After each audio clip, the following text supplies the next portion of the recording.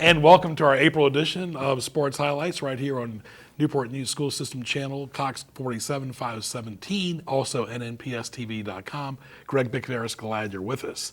Our program airs on Mondays at 7 a.m., 2 p.m., and 7 p.m., weekends at 9 a.m., and also available on social media. Don't forget NNPS Telecom on YouTube as well. Our guests for April are Ivy Ellison, the assistant football coach at Menchville High School, and Leonard Bernard, the head girls tennis coach at Woodside High School. So we got all the schools covered. Ivy, good to see you. Good to see you, Greg. Thank you for having me. Very good. I guess it got started for you at Menchville. You played for Coach Nuttycombe. How was that experience? The late Coach Nuttycombe. Yeah, the late Coach Nuttycombe. Good experience over there. Learned a lot from him. Actually, in my coaching career now, I think back to some of the things that, I endured when I was a player. It feels good to be back home. I did a couple years down at Heritage High School with George Massenberg and Weymouth Williams and Rodney Taylor, who's actually the head coach at Menchville now. So coming back home to Menchville is like a homecoming to me and everything. So. I guess you can really respect the time that Coach Nuttycombe and Coach Bullock and some of those coaches put into helping develop young men. Right. You see it from a different perspective now. Yes, absolutely. Absolutely. You don't quite understand it, when you're young and, 16, 17, 18-year-olds and they're telling you to condition yourself well and, making sure that, you understand your assignments, things like that. You get another perspective from a coaching view now that, hey, this is why they were telling me that.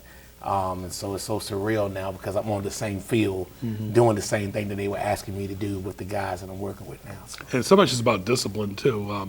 Menchville had a great tradition under Coach Nuttycombe. He was the head football coach there from 1970 through 1988 as well. And I remember as a kid going to Todd Stadium and seeing Rodney Womble, the Hagan brothers, both were quarterbacks, and Ragunas. Keith Browning. That's right. There were some great players. Oh, yeah. But I mean, actually, those guys were awesome. You had Al Toon. You had Alvin Times. David Bullock was there, Coach Bullock's son. He was there after I had left.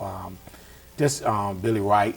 Yeah. David Hornsby. There were a lot of good guys. Jersey Johnson. I mean, I can name quite a few of them that come through there that were before me, and then guys that came after. Kwame Lassiter was actually an underclassman when I was there doing my senior year there. So a lot of good tradition there, a lot of good ball players that we played with and everything, and a lot of good learning, fellowshipping, and a brotherhood there. So you don't get all the Menchville because we haven't been the district champions like Hampton Crabs and everything, but there's a lot of development and brotherhood through the Menchville Hall. And then after you left, Luther Jenkins was there. Luther Jenkins was there actually with me. Luther and I graduated in class of 1986, as well as John Harvell and Jimmy Newman. Those guys were there as well during our time. And Troy Wright in basketball, right? Troy Wright. It's funny you said Troy Wright. Troy Wright came to visit me this weekend. He was home from Florida. And Troy graduated with me in the class of 86 as well. And Troy played basketball at Denby and Menchville. Yes, he did. Which is rare. Yeah, absolutely. Absolutely. Well, let's talk about now your coaching and how's it going for you at your school? I can tell you we've made a lot of great progress over there under Coach Taylor. The program is actually moving in the right direction. The last 2 years we have made the playoffs into the second round. We actually lost to the eventual state champion, Maury. And so we're actually putting in good work over there. Coaches putting a lot of good coaching together. I know Andre Harrison came over, and the last 2 years he's the OC over there. Then you have Coach Rowe as well as Coach Brett and the team come together. Good collection of experience and newer coaches collaborating together to make the program move in the right direction. Right. And people always talk about what great players we have in this district, but when you were in school, when y'all played Bethel, you were playing like a college all-star team. Oh, yeah. I mean, they had Carl Barkers, Carl Watts, Rodney Howard, Creighton and Mickey Comenius, John Britt. John Britt Terrell Britt, back in the 70s, they had Sean Gale. When you saw John Britt, I mean, he was a beast out there. He could play a man among boys. John. He would motivate Kaz. He controlled the middle. And Yeah. John passed away this year. Yeah, unfortunately. Sad to say, and everything. And rest in peace. But John controlled that middle, and he had his brother Terrell in there with him too. Yeah. So you did. You when you came each week, you had to come ready and prepared to play. Whether it was Lafayette with Hank Jenkins and those guys in there, the Walker brothers, Yeah. or you went to Warwick High School with Jeff Dawson or Ray Savage and Calvin Massey and those guys. Yeah. Or you went to Denby. Denby had Ed Tomlin. Right. You had TJ, Terrence Johnson over there. You had Robert Foster, Bullet. You had quite a few guys over there. So each time you came to play, even Ferguson had the Solomons, Dwayne Right. and Joe Solomon over there, Michael Lynch. Those guys, you had to come to play. Yeah. And we sit back now and talk about it. You didn't have a lot of 60-something to 0 games. Games were a lot closer. Hampton maybe stretched the rubber band a little bit with the score sometime, but for the most part, scores were held pretty tight. Teams came to play. And Coach Nuttycombe always played Hampton tough. Yes. He didn't play Bethel as tough. Right. But y'all always played Hampton tough. And, Right.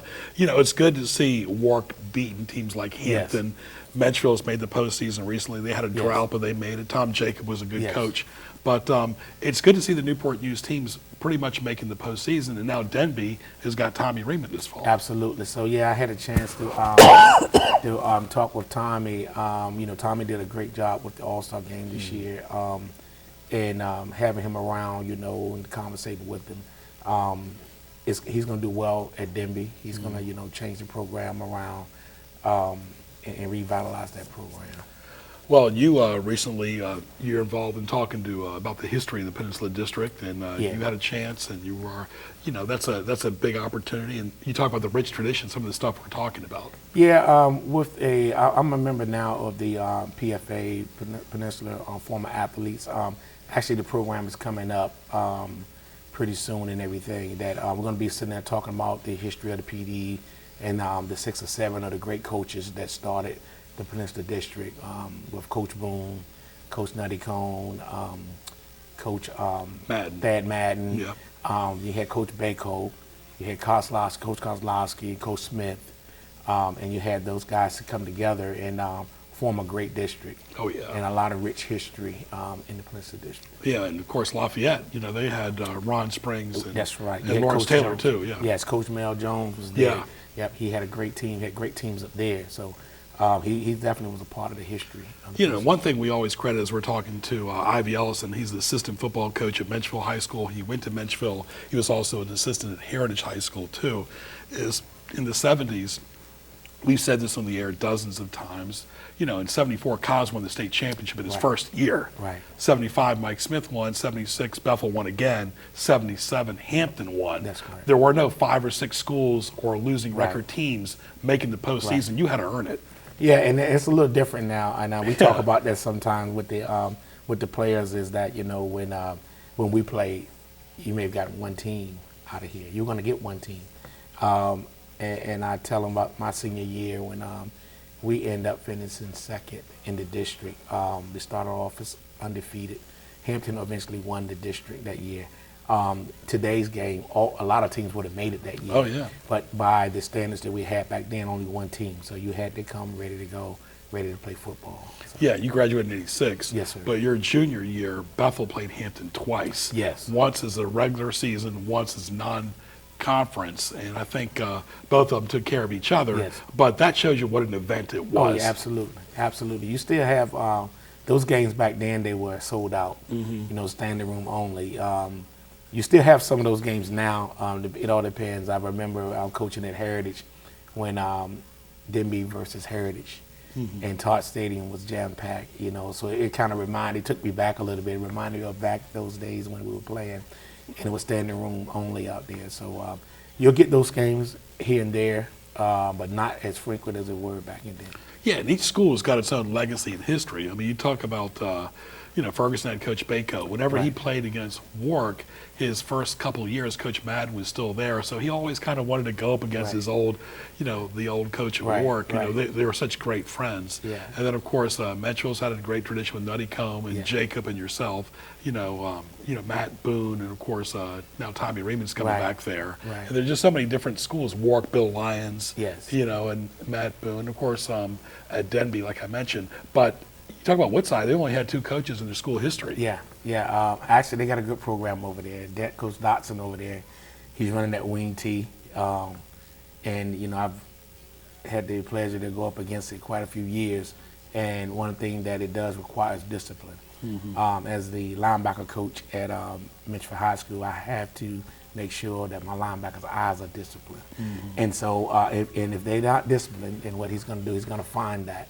He's going to find that undisciplined ball player, and he's going to attack it. So he has not changed his offense, and actually is pretty persistent. So kudos to Coach Dotson running his offense. Yeah, he had some lean years at the beginning, but not anymore. They usually make the postseason every year. And of course, John Quillen coached at Denby and, of course, Heritage and won the Yes. state championship in Yes. 2000. Yeah. Coach Quillen, I remember him from my days of playing. He was over there.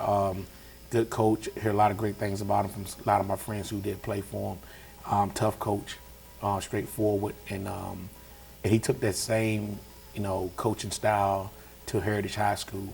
Had a great group of guys over there. He had some athletes over there. A lot of those athletes he won the state championship with. I coached them in the recreation leagues. Yeah. Kente Blunt and what's my other guy's name? Michael. I can't think of Mike's last name, but Mike. They were all on that football team. Right. And he actually, he probably could have won a lot more if he, really kept the coaching going. I think he really got out of coaching to watch his grandson, who's an outstanding athlete at Hampton High. There you go. Which I coached against his son. Yeah. Coached against him. So. This is our April edition of Sports Highlights. Ivy Ellison is our guest, assistant football coach at Menchville High School. He's also at Heritage, and he also went to Menchville. Greg Bickavaris, glad you're with us, too. There's a lot of demands on the kids' time. They have to be ready and focused because football can be a grind. Absolutely. To be a student athlete nowadays, we have to not only talk football and and on the field, you have to talk off the field as well. One thing about coaching that has taught me is that you have to be able to split that time with the teaching of the players, the mentoring of the players, and understand that no matter how great of an athlete that you are, if you don't do it in the classroom, it doesn't mean anything. Right. And it shows. It pays off. Hard work pays off. For those that do it in both the classroom and on the field, it will pay off. And like you said, these kids got to realize, too, that they're competing against Hampton and Bethel and Phoebus and Kickingham, but one day they might do business with each other. Oh, absolutely. Like we knew guys when we were in school that for all the Newport News schools, Right. Ferguson, Menchville, Warwick, Denby, Correct. but the same thing with the Hampton schools That's correct. and Lafayette that we Yes. might run into now. They might realize that, this is an important time in their life. Oh yeah, absolutely. Networking. Yeah. Today I'm 55 years old now, and there's a lot of guys that come out of school within the time that I did that we sit back and have these conversations about the old days, and you never know, like you said, you never know when you're going to cross each other's paths. Right. And you sit back and just have a good time, chopping it up on what we used to do. So. Yeah, and be kind to each other. Yeah, absolutely. That's the most important thing. Absolutely. I guess you realize it too, that mental health is a big deal for these kids. Yes. And for the adults too. Yes, absolutely. That's something you cannot turn a blind eye to, is that you have to be able to reach them in certain ways. Every kid is different. Some require more attention. Some require more of your time, and you may have to go to the home sometimes. I know when I coached at Heritage, there were multiple times that I would have to go outside of coaching to support our team, our teammates and players. So coaching is what it is. It's grown from just coaching on the field. Sometimes you have to coach them off the field a lot. Right, and not every kid's a type A personality. Yeah, some are absolutely. type B and some are shy. Absolutely. Yep, So you have absolutely. to deal with all different types. Yes, you do. What advice would you give to somebody that wants to play football in Newport News or Hampton this fall? I can tell you that one quote to me years ago was, there's 12 guys on a basketball team, there's 53 on the football field. If you really want to play the game of football and learn how to be a brotherhood, and also understand that if you put the time in, it will pay off. Right. There are multiple teams in multiple schools out there. The abundance of scholarships that are available now for football from all levels, Division 1, 2, and 3. If you just apply yourself, and I use this term, take no days off, and that means that you're constantly working off the field and on the field. It will pay off for you. Yep, and empty out the negative as well. Absolutely. Very good. Ivy Ellison right there, the first guest for our April show. All the best to you and Menchville High School. Yes, sir. Thank you, Greg, for having me. Very good. And Menchville alum as well. Yes, sir. Thank you, sir. My pleasure. My pleasure. Stay tuned for our next guest as our April show rolls on.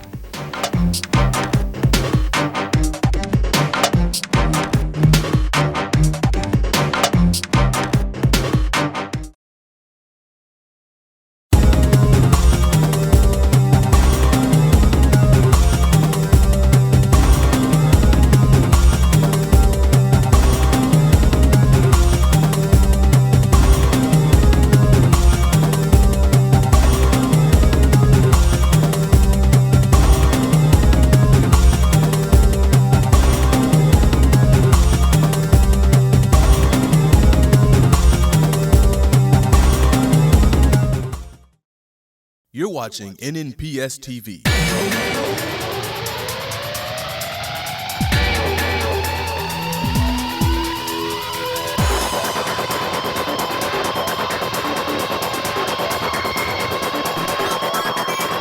Catch sports highlights on Mondays at 7, 2, and 7, and on Saturdays and Sundays at 9 a.m. Visit us online at nnpstv.com to view all your favorite episodes. NNPS TV, watching education happen.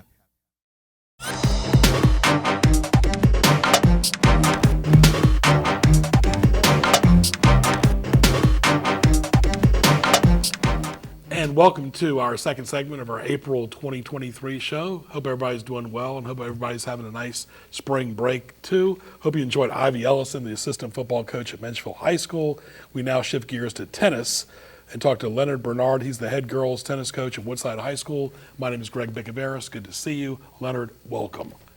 Thank you. Absolutely. You're from Thanks for having Jamaica. me. Yes, grew up in Jamaica. Did you play tennis in Jamaica? No, I saw it a lot on TV, and that's the time when John McEnroe was ruling, so that kind of gives you an idea of my age. Right. But I watched it, always was interested in it, but at the time didn't have the resources to actually give it a shot. Sure. So much has changed with tennis as far as the equipment, the rackets, and you got to really be in good conditioning. So that's something you're going to stress to your team. Oh yes, definitely. As a matter of fact, we've been conditioning since December. So that's one of the areas that we need to focus on. This is my second year with the girls, and last year conditioning, I had to pick conditioning or skills. And because the girls were relatively new, I only had 2 returning players and 1 really skilled player. I had to decide if I wanted to focus more on skills or, the conditioning. I went with the skills, and it kind of took us a little bit further. Now that we've got some girls that knows the game a little better this year, we're focusing more on the conditioning because we're expecting to go a little bit farther than we did last year. And so much for high school sports is desire. They have to have that desire to want to go out and practice every day. And a lot of times, you can't just pick up a racket, I know from playing tennis, the day before practice. You need to pretty much play on your own as well. That is true. So true. A lot of times, unlike basketball and some of the other popular sports, football, volleyball, a lot of players in this area at least believe that you can just come on out. Maybe it's a seasonal type of thing if you want to do well with tennis. They approach tennis in that way. Well, it's hard to really be competitive if you're not out there practicing, on a weekly basis. So what I'm trying to do as a coach, I'm trying to get them to play a little bit more often, giving them avenues to where they can play pretty much year round, so that we can become a little bit more competitive. So yes, you do need to play year round. What do you expect from your team this year, and how did you do last year? Well, last year, first season, I had 11 girls. Had to make cuts. And we made it to the regional championships. So that was big. To be honest, I wasn't quite shooting for that goal on the first year based on who I had, but we got there. So this year, we're trying to do a little bit more than just making it to regionals. Hopefully we can compete and see if we can get to state. So that's my goal for this year. It's springtime, and we're talking tennis with Leonard Bernard. He's the head girls tennis coach at Woodside High School. Forehand, backhand, volleys, what do you think is the biggest thing the team overall needs to improve on? So right now, again, I've got 4 returning players. We had some graduates. We had some that lost interest along the way. So I've got 4 solid returning players, and the rest of them are new to tennis. This is how you hold a tennis racket. This is what it looks like. And so my goal right now is to focus on the forehand.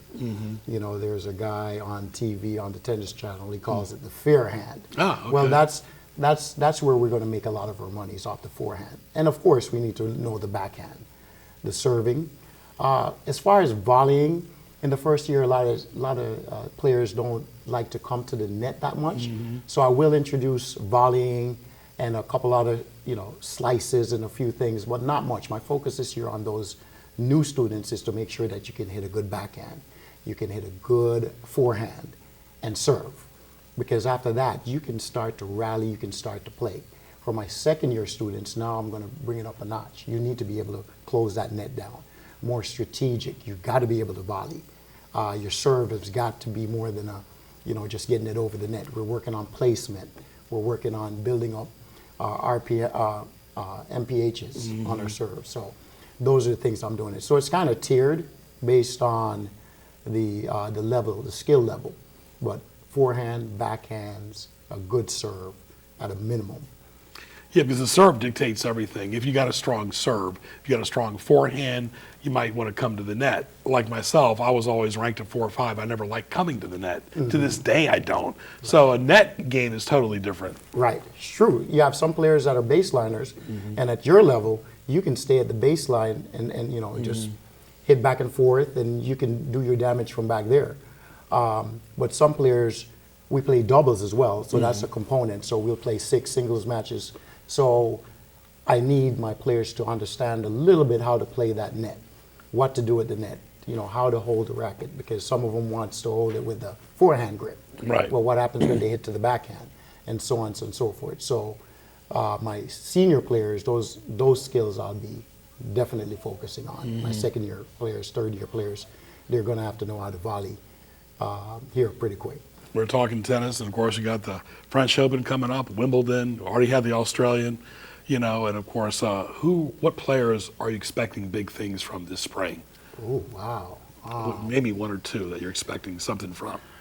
Well, the usual. Nadal, even though he's getting old, he's always in the mix. There are a few players that are, from on the States that I might be looking at to see if they're going to do well. Like Coco Gauff. Coco, She yes. needs to break through. Coco needs to break through. Actually, I have a poster of her in my classroom. There you go. I think she's the heir apparent for Venus and Serena. I think she's going to be coming up. So there's quite a few. It's pretty interesting. There's going to be some players here that that's going to. How about for your team? For my team, there is a second-year player that I'd like to highlight. Her name is Layla Robinson, and she was a first-year student player last year, not student, and she has put in so much work that right now she's competing with my number 1, Sydney, and so it's just fun to watch. So I think she's going to have a breakthrough. If she's gotten a chance to play with me, with some of my friends, sometimes I hit at Riverside. They've got indoor courts there. Absolutely. And I brought her along. Yeah. Less than a year, and she's able to play with me and some of my other friends, and so she's a breakthrough player now. Yeah, and the more tennis exposure they get, whether it's leagues or tournaments. I remember I used to get a lot of anxiety playing tournaments. I mean, tournaments are not easy, but that makes you grow up as an adult when you're a kid, when you got nobody to help you. You might have your dad in the stands, but you really can't get coaching, and you're down 5-1. You got to realize you still have a chance to win. Exactly. And that's the beauty about tennis. Once you close those gates, no one's in there with you. So you've got to figure it out. You got to problem solve in there. And so I also encourage my players to enter these tournaments. We have a local tournament that we have here, right here in Newport News and in Hampton. It's called PTPA. And so I encourage all my players to get into those tournaments, because your game grows and you find out a lot of things about yourself playing the game. There's no one there to help you. You've got to figure it out. Especially the mental part, because like you said, you don't have 5-on-5, you don't have 11 players by your side, you're by yourself. So tennis is just as much mental as it is physical. Oh, yes. Actually, the research shows that it's more mental than physical. Because once you get the basic skills, you know, the forehand, now it's how you react under pressure moments. And I know there are matches that I've lost because it was mental. It was Right. mental. And I'll say this too, and a lot of times high school kids that have not played in tournaments think that everybody's just going to hit the ball back right to them. I played since I was 8. I would hit junk balls, I would slice it, I would do lobs, I would live off the lob. So it's not, and you're going to tell your players that it's not just going to be hitting off the backboard. You're going to have players that'll do drop shots and hit over their head, and they're going to get frustrated. They're going to get frustrated, you know, and I'm starting to develop these new players to understand that. Because right now, as I progress them on their tennis journey, you know, I'll have them stand and we'll start to do a little, I'll drop the ball and say, okay, hit, and then I'll try to move them a little bit and progress them. And I'll say, listen, when you get into the match, they're not going to hit it to where you want. We have to develop all our games. And like I said, I'm focusing on the forehand and the backhands and the serve. Well, some have a particular side that they like. Some may like the forehand, some may like the backhand, so they neglect one or the other. And I said, well, if I'm the opponent across the net, the first thing I'm going to do once I'm rallying, in the warm-up, I'm sizing you up. I'm trying to see what are you comfortable with, right? Once I figure out what you're uncomfortable with, guess what you're going to get every time? Right. I'm going to give you that ball that you're not comfortable with. So we got to be sure, we got to know, work on all, you know, aspects of our game to make sure that your opponents won't be able to use those things against you. You have to be all-inclusive. I would usually go for the backhand, keep on hitting at that backhand. So, Leonard, thank you so much for enlightening us about tennis. All the best to your Woodside Wolverines. Thank you this very spring. much. Love your energy. Love his energy. Leonard Bernard, head girls tennis coach at Woodside High School in his second year under Paul Macklin. Also want to take this time to thank Chip Mayhew for all he did for the football officials. He's stepping down as the chairman. He used to give us our schedules and our rosters for the football referees. So I want to thank our great guests today, Ivy Ellison, and also Leonard Bernard, Ray Price, and his great crew here on the Newport Youth School System channel. Thank you for watching our April show. I'm Greg Picaveras, and we'll talk to you soon.